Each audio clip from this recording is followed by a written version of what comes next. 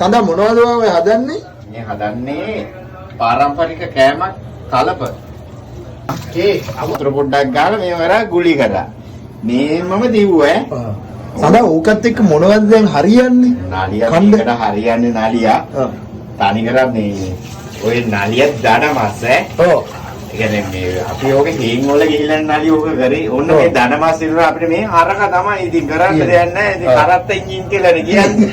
ඈ මොකද නම? කරත්ත එන්ජින් කියලා කියන්නේ නාලියා. අපි කන්නේ ඉතින් කරත්ත එන්ජිනොයි. මේකට මුං යට ආනමක් ගහන්නේ නාලිය ඈ. ඒනා සඳහා මම අද දාන්නේ කරත්ත එන්ජින් එකලා කලප. නාලිය ඈ. එහෙම කරත්ත එන්ජින් එක අර ඇති නේද? මුංගට ආනම නිවිතියක් දානවනේ. ඔව් නීති කපලා දිවුවාම ඒ මේකට අලකොළ තමයි දාන්නේ. අලකොළ දාලා මේ කවුපිය ඒකට දාන්නේ හේන් නෑ. අපිට ඒකට කොහොමද ආනම? කලපල දිනාද? උඩට නෑනේ කොහොමද කන්නේ කියලා සමහර අය දන්නේ නෑ නේද? මේ චුට්ටක් අරගෙන අපි පොඩ්ඩක් ගමු.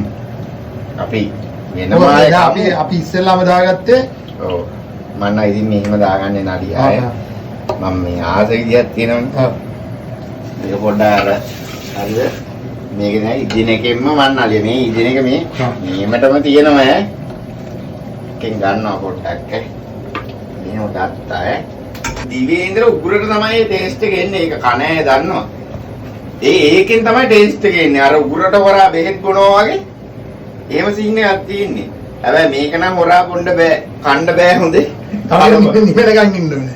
අන්න කලප කරේ සුපිරිම ක්‍රමේ. ඔව් තව ක්‍රමයක් තියෙනවා. මෙහෙම දානවා.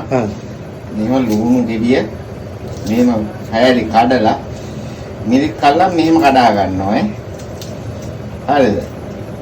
මේක මේ ඔය මං කාපු විදිය මේකයි තව දෙහි චුට්ටකු දාමු පොඩ්ඩක් නේද? එහෙම. ඊව තමයි ආදරේ. මෙන්න මෙහෙමයි ඒ සලාදෙත් එක්ක කන්න.